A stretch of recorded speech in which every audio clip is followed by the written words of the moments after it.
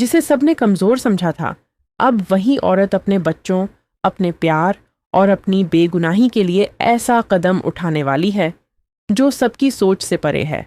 आर्शी ने कहा, तुम्हारी माँ बुरी है।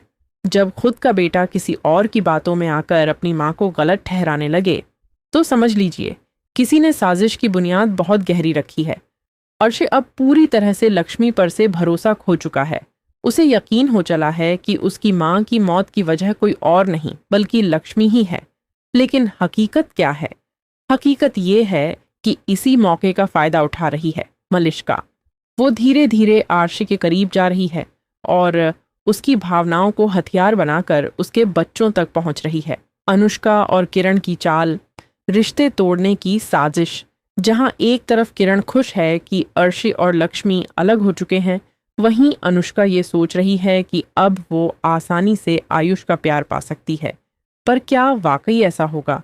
क्योंकि अब तो आयुष और शालू का रिश्ता भी बिखरने की कगार पर है। आयुष को लगने लगा है कि शालू सिर्फ अपनी दीदी लक्ष्मी के लिए सोचती है और ये खटास रिश्तों में जहर घोल रही है।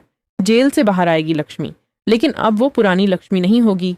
उसे जमानत मिल जाएगी, लेकिन वक्त भी मिलेगा अपनी बेगुनाही साबित करने का। अब लक्ष्मी सिर्फ खुद के लिए नहीं, अपने बच्चों के लिए, अपने प्यार के लिए और उस झूठ को बेनकाब करने के लिए लौटेगी जिसने उसकी दुनिया बर्बाद कर दी। और उसे मिल चुका है पहला बड़ा सुराग। रस्सी टूटने के पीछे कोई हादसा नहीं बल्कि साजिश है, और ये साजिश रची गई थी मलिष्का, किरण और अनुष्का के गठजोड़ से। अब लक्ष्मी बदलेगी अपना बेस और कोर्ट में ऐसा सबूत पेश करेगी जो सबके होश उड़ा देगा।